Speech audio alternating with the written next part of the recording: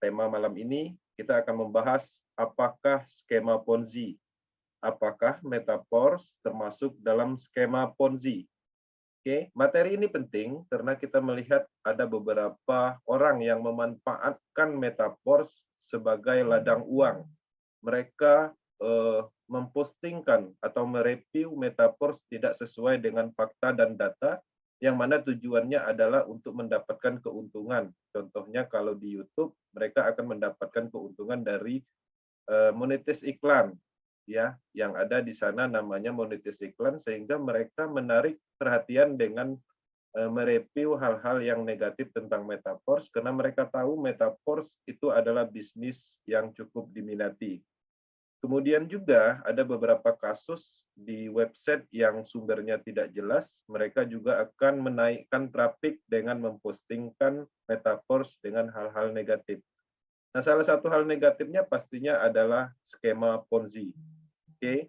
Nah, di sini kita akan penekanannya di informasi atau pemahaman tentang skema Ponzi. Teman-teman harus paham apa itu skema Ponzi, dan ketika ada yang menyatakan Metaverse skema Ponzi, artinya teman-teman mempunyai jawaban yang tepat sesuai fakta dan data. Oke. Tujuan akademi pastinya kita memahami secara penuh skema Ponzi, dan di sini juga saya menyisipkan apa itu piramida sistem dan mengetahui perbedaannya dengan Metaverse. Oke, Metaverse dengan skema Ponzi akan kelihatan secara perbedaan, dan di sini juga saya akan menyampaikan materi sesuai dengan urutannya. Di sini skema piramida. Oke, teman-teman, di dalam poin ini ada beberapa kasus orang menganggap bahwa skema piramida dan skema Ponzi itu adalah sama. Oke. Nah, di sini saya akan jelaskan skema piramida itu menggunakan barang yang mana biasanya bergerak di kamuflase MLM. Barang yang diperdagangkan sebagai sebuah kamuflase untuk menarik atau mengumpulkan dana masyarakat, namun nilai jual barang tersebut tidak diutamakan. Ya, salah satu contohnya itu adalah kurangnya kualitas dari barang tersebut, tapi secara presentasi kualitasnya di markup, ya, tidak sesuai dengan aslinya. Kemudian juga secara harga itu biasanya mereka memberi harga yang sangat tinggi untuk produk-produk tersebut, dan biasanya produk yang dijalankan dengan skema piramida itu biasanya produknya aneh. Artinya orang yang dalam kategori tidak mengetahui produk tersebut, baik itu fungsional atau sejarahnya atau bahan bakunya, yang pada umumnya adalah tujuannya agar mereka bisa memarkup semua potensi atau fungsionalnya, kualitasnya. Nah, itu adalah skema piramida. Artinya skema piramida itu jelas dia menggunakan produk, ya, untuk mengumpulkan dana masyarakat. Nah, di sini ada satu konsep lagi namanya skema Ponzi. Ini menggunakan keuntungan dari investasi sebagai sebuah kamuflase untuk menarik atau mengumpul dana masyarakat, namun nilai jual barang atau investasi tersebut tidak diutamakan. Jadi pembayaran ini biasanya skema Ponzi ini dia menggunakan sistem investasi yang mana dana investasi itu tidak jelas mau diputar kemana dan tidak ada transparansi. Nah, pada prinsipnya skema Ponzi itu adalah pengumpulan dana yang mana nilai dari investasi atau janji profit yang dijanjikan adalah dibayar dari investor yang baru bergabung. Oke. Skema Ponzi dan skema piramida memiliki kesamaan, yaitu sama-sama mengumpulkan uang masyarakat. Itu poinnya di situ. Oke, melalui rekrutmen anggota baru secara berkelanjutan, dan biasanya ini dikembangkan oleh founder dan tim leader untuk memasarkan skema ini. Nah, teman-teman harus memahami ini karena skema piramida dan skema Ponzi itu dianggap sama, tapi pada prinsipnya dia mempunyai perbedaan, yaitu di produknya. Ya, seperti itu. Kemudian di sini kita masuk di dalam sejarah skema Ponzi.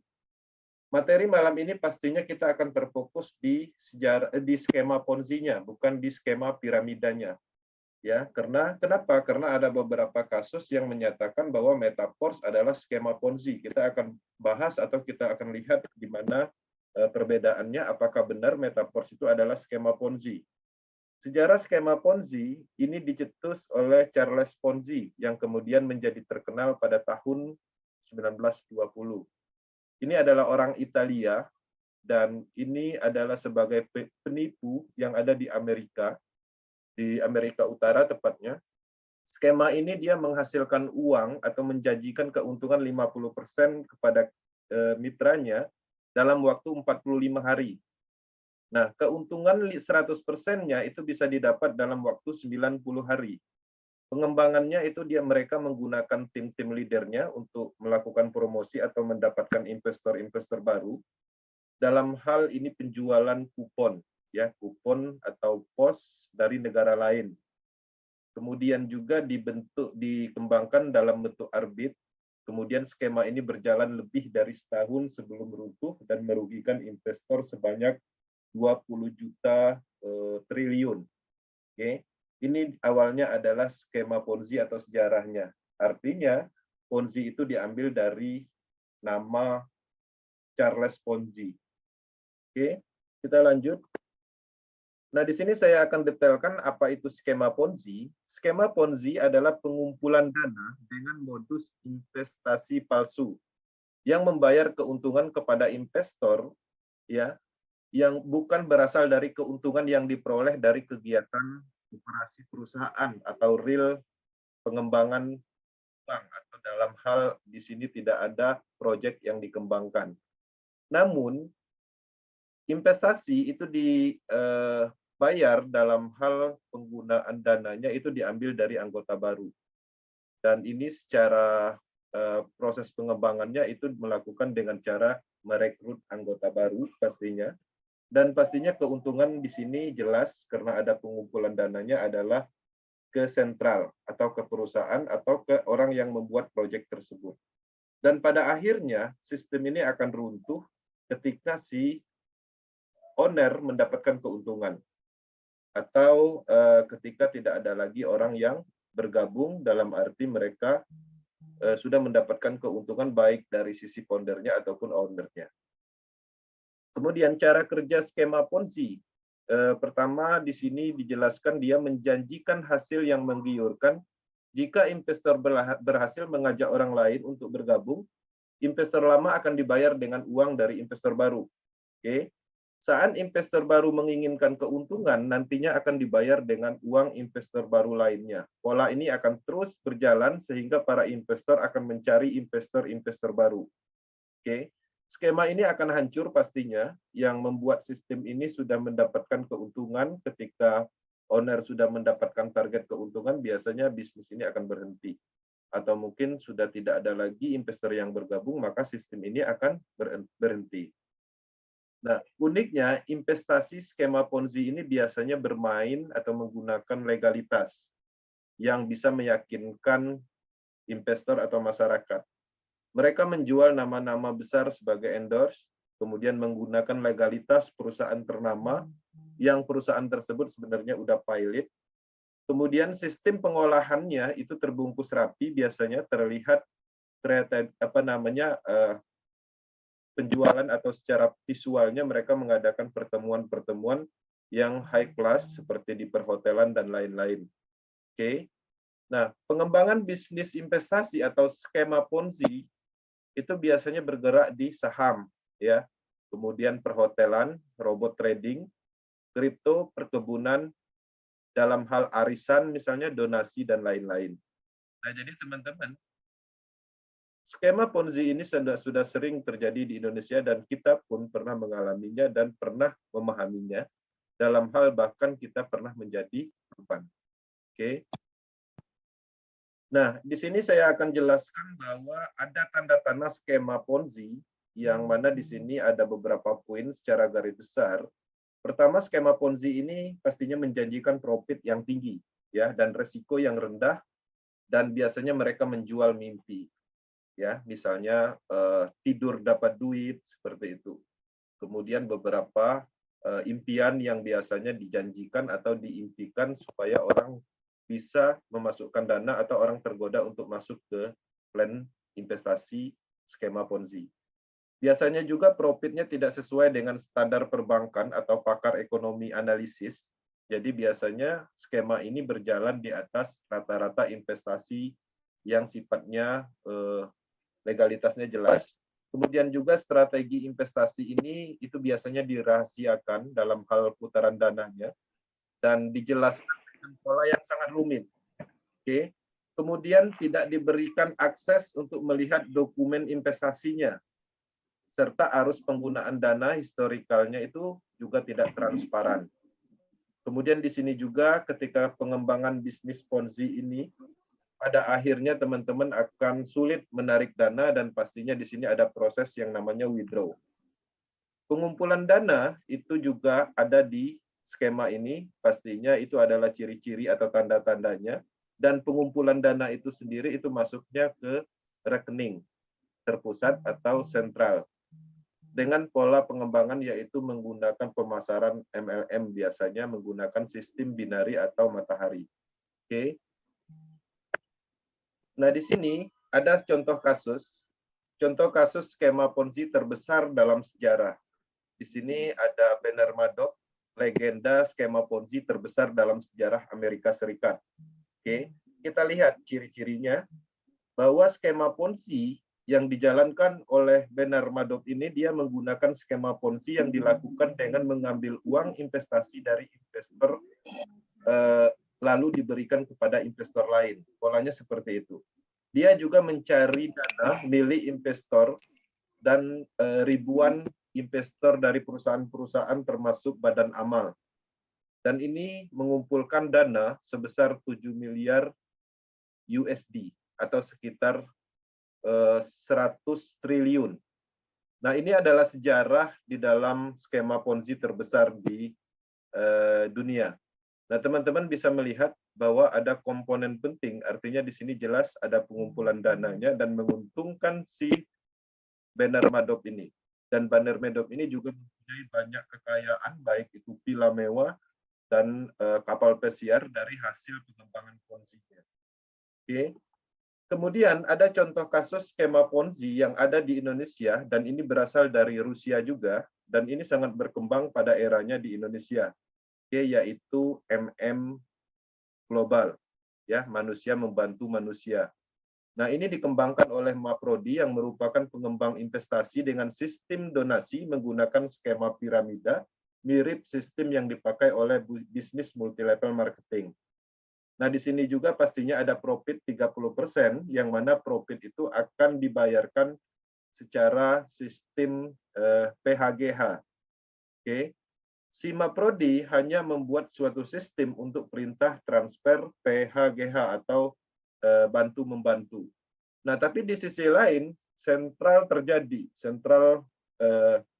data atau pengaturan program itu bisa dilakukan oleh Maprodi, sehingga dia mempunyai banyak address wallet, dia mempunyai banyak nomor rekening, dan semua program diarahkan di rekeningnya, sehingga dia mendapatkan keuntungan maksimal dalam hal memainkan program dari sistem yang dia buat. Nah, kita bisa melihat artinya di sini juga ada pengumpulan dana yang memungkinkan programnya diatur oleh Maprodi atau orang yang mempunyai proyek.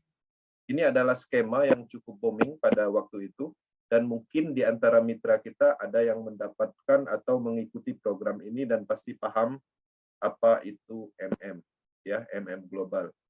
Kemudian, di sini juga saya menyampaikan contoh kasus skema Ponzi Dream for Freedom. Dan ini baru-baru dan beberapa tahun yang lalu. Sistem ini menghimpun dana masyarakat hingga 3, triliun rupiah. Dengan sistemnya donasi, sama seperti MM Global. Dengan menjanjikan bonus sponsor, bonus pasangan, bonus kedalaman level. Ya, owner yang punya proyek mendapatkan keuntungan di sini mendapatkan keuntungan dari PIN aktivasi. Oke, karena dia adalah sistem donasi sehingga tidak ada pengumpulan dana langsung, hanya memerintahkan proses transfer. Tapi di sisi lain kita bisa melihat sistem ini sentral dan gampang dikendalikan atau diperintahkan atau dirubah programnya. Sehingga Dream for Freedom ini juga mempunyai beberapa kali ganti plan, ya, dan pada akhirnya membuat nama atau menggantikan namanya Nesia. Dan di sini juga ada pendapatan dan keuntungan dari penjualan PIN, yang mana itu adalah pengumpulan dana. Oke. Kemudian apalagi di sini juga ada contoh kasus skema Ponzi, yaitu PGMC. Skema ini adalah skema yang menawarkan investasi emas keuntungan, yang mana mereka menyebutnya dividen. Ya, pembayarannya itu 10-20% per bulan. Perusahaan investasi dengan menerapkan skema yang beroperasi di Indonesia menerapkan skema mining, ya. Kemudian juga di sini mereka trading dalam hal emas. Nah, setiap para investor selalu dilakukan pertemuan di hotel-hotel berbintang, dan banyak sekali masyarakat yang ikut pada saat itu dan menjadi korban. Oke. Kemudian kita lanjut.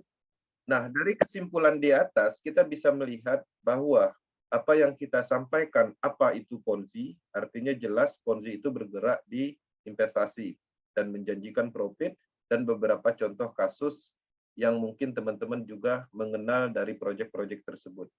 Dari penjelasan dan contoh di atas tidak ditemukan beberapa poin penting, ditemukan beberapa poin penting. Pertama, pengumpulan dana. Yang kedua, kontrol sistem server datanya terpusat. Yang ketiga, tidak transparan. Yang keempat, investasi dan janji profit. Yang kelima, ada pihak ketiga atau perusahaan atau owner yang terlibat. Kemudian tidak ada produk yang ditawarkan, hanya profit investasi. Kemudian pastinya konsep itu adalah perencanaan penipuan. Oke. Kemudian kita lanjut di sini. Metaverse tidak memiliki satu kesamaan dengan skema Ponzi. Nah, ini perlu teman-teman sadari atau pahami. Skema Ponzi adalah operasi penipuan terencana yang memiliki hasil yang jelas atau janji profit tadi. Ini adalah gelembung atau bubble yang pasti akan pecah karena beberapa alasan. Pertama, skema Ponzi itu peserta lama dibayar dengan sebagian uang dari peserta baru. Di sini sebagian uang karena dananya tidak semuanya langsung dibayar karena ada pengumpulan dananya. Kemudian kedua, skema Ponzi selalu terpusat sifatnya. Setiap piramida memiliki operator atau memiliki admin yang dapat menekan tombol untuk menghentikan pembayaran dan mengklaim semua uang dan mengatur sistemnya atau merubah sistemnya. Setelah itu terjadi, pastinya piramida selesai. Oke. Kemudian di sini, apakah PORS mempunyai produk? Nah, di sini tentu saja selain level program itu sendiri yang merupakan aset digital yang dapat diperoleh satu kali dan dijual kembali dalam jumlah tak terbatas, itu ada produk berwujud fisik dan digital lainnya yang akan diterima peserta setelah level diaktifkan. Yaitu kedepannya kita akan mendapatkan CryptoPorse, kemudian NFT, kemudian SFC token yang sudah ada saat ini, kemudian SFCR, kemudian kita juga bisa mengakses Metaverse, kemudian Marketplace, staking program, game blockchain, dan banyak lagi. Artinya, apa yang kita transaksikan, matrik level program itu mempunyai fungsional yang jelas. Dan ketika kita membeli level program itu seutuhnya, itu adalah produk yang kita beli karena sudah terlepas dari kontrol sentral itu sendiri. Oke. Kemudian, apakah peserta lama mendapatkan uang dari peserta baru sesuai dengan pola konsep yang ada di Ponzi investasi? Nah, di sini jawabannya tidak. Jika Anda tidak melakukan apa-apa dan hanya duduk menunggu, penghasilan Anda tidak dijamin walaupun memungkinkan. Jadi tidak ada janji-janji di sini. Keberhasilan setiap orang pastinya tergantung dari mereka sendiri. Metaverse akan tetap stabil meski peserta terus bertambah dalam waktu dan skalanya cukup besar ke depannya. Jadi di sini juga tidak ditemukan beban karena tidak ada pengumpulan dana. Pada prinsipnya, Metaverse ini adalah pemasaran, logika pemasaran. Oke, pemasaran langsung. Kemudian kesimpulan, PORS sepenuhnya terdesentralisasi, tidak memiliki administrator yang dapat memutuskan atau menutup proyek. Oke. Saldo smart contract itu tetap kosong dan semua transaksi dilakukan peer-to-peer atau secara langsung antar peserta. Pors memiliki produk baik digital maupun fisik. Oke. Kemudian juga dapat dijual dalam jumlah tak terbatas. Tidak ada risiko ketika kita bergabung dengan Metapors. Jika Anda bekerja dan memasarkan, Anda dibayar langsung.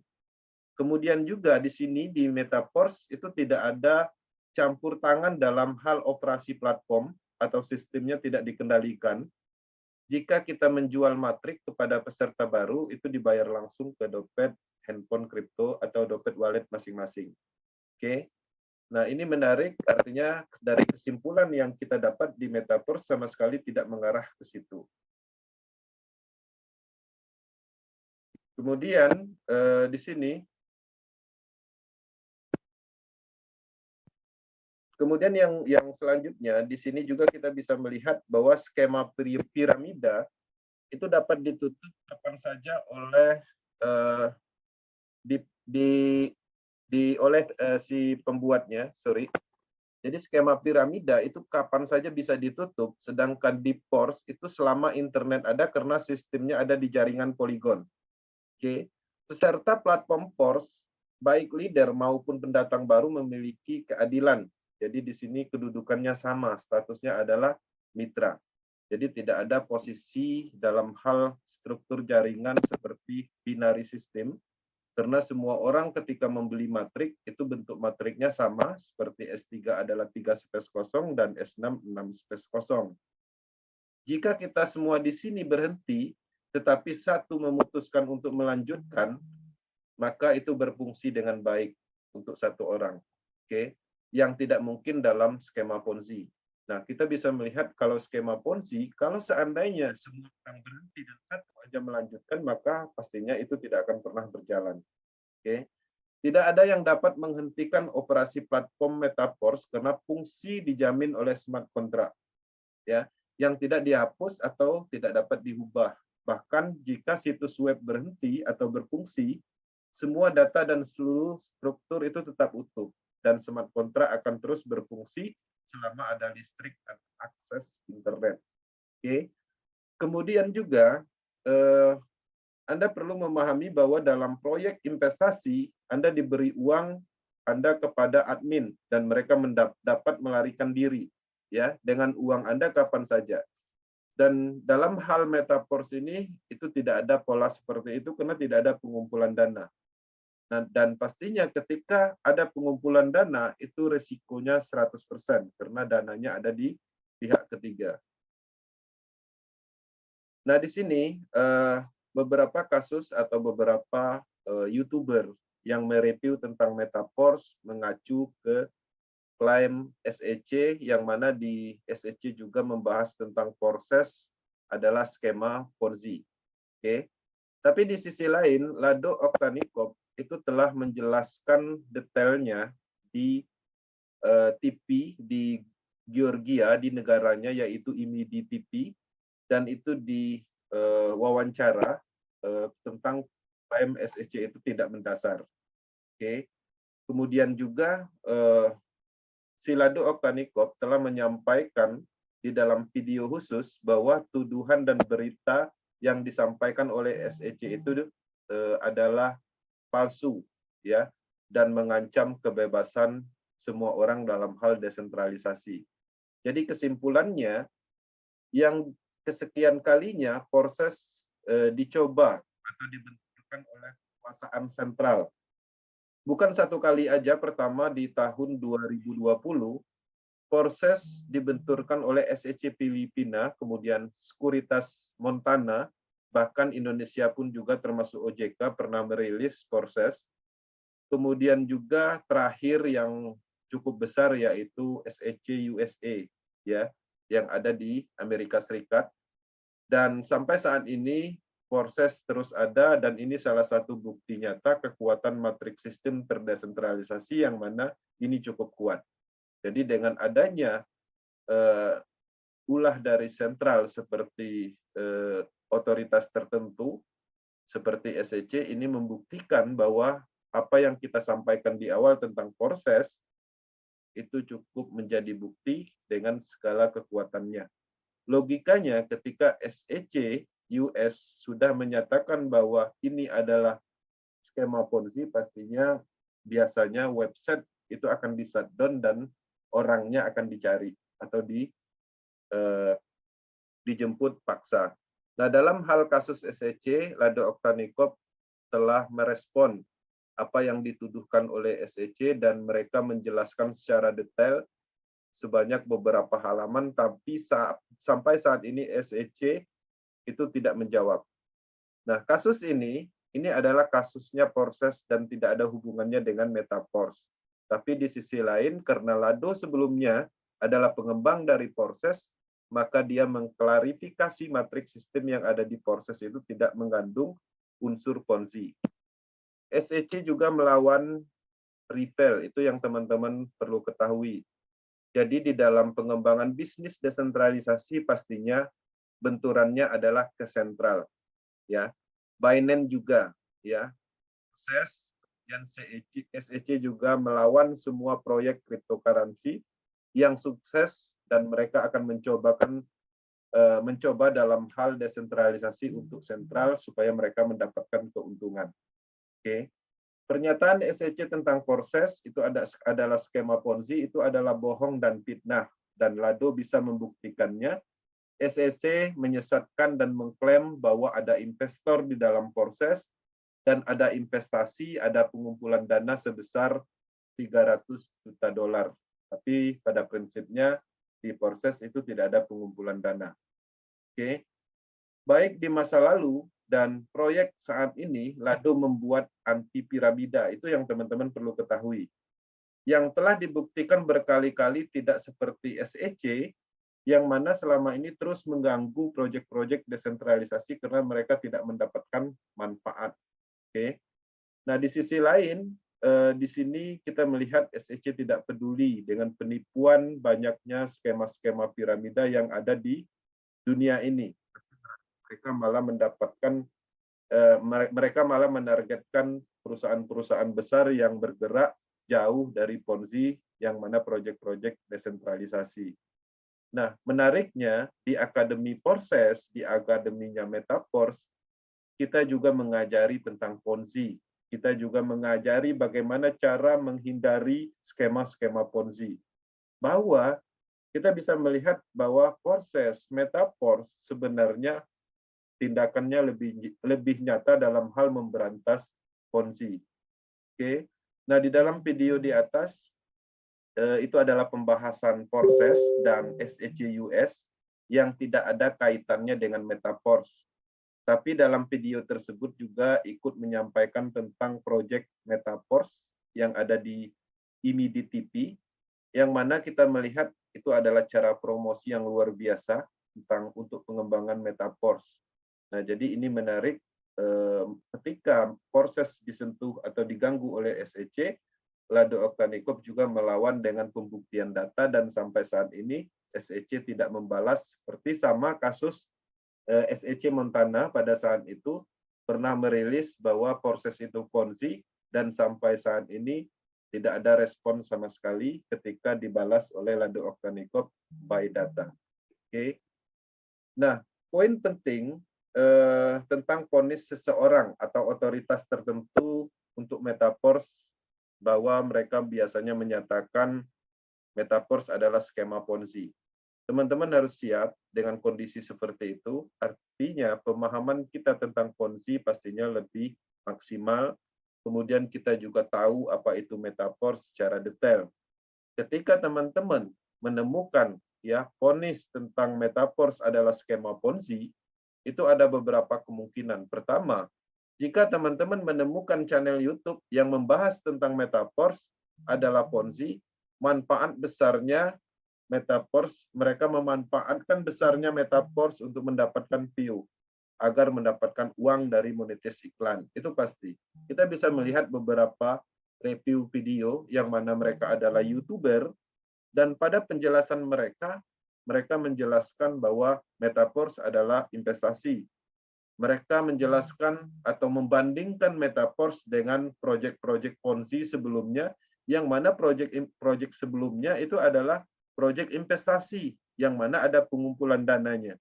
Nah, jadi apa yang mereka sampaikan itu sama sekali tidak beralasan dan tidak sesuai dengan fakta dan data yang mana kita pahami metaverse tidak ada pengumpulan dananya. Metaverse bukan investasi. Oke, metaverse adalah bisnis pemasaran sah. Orang kemudian yang kedua, orang tersebut itu biasanya tidak mengerti tentang Ponzi dan sistem serta teknologi yang ada di metaverse. Itu biasanya orang akan memvonis, ya, artinya mereka hanya menyampaikan kalimat kosong dan bahkan mereka tidak mengerti apa itu Ponzi. Kemudian yang ketiga, orang tersebut mengalami trauma masa lalu karena proyek Ponzi, sehingga menganggap peluang yang ada adalah scam dan penipuan.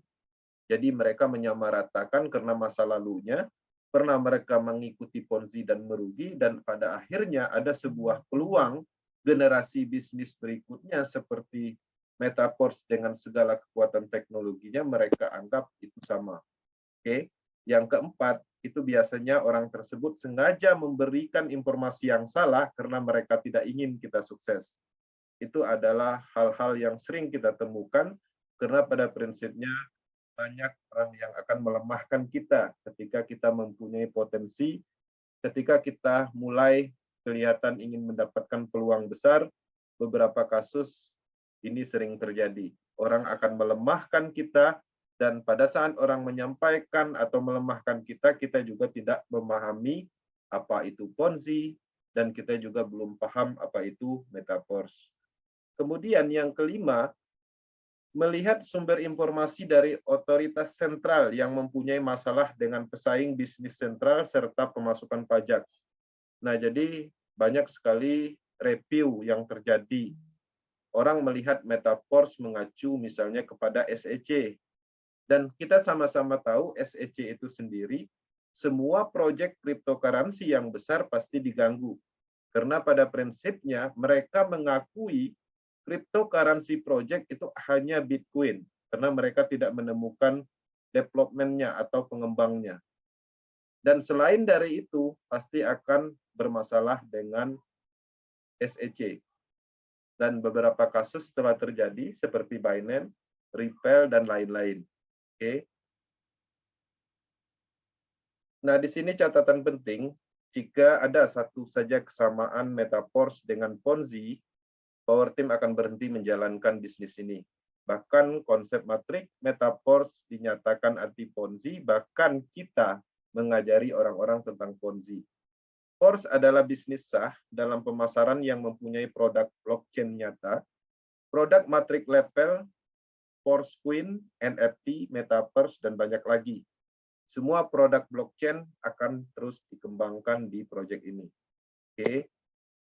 Kemudian, sebagai catatan, Ponzi itu adalah cari-cari orang, ya, cari rep.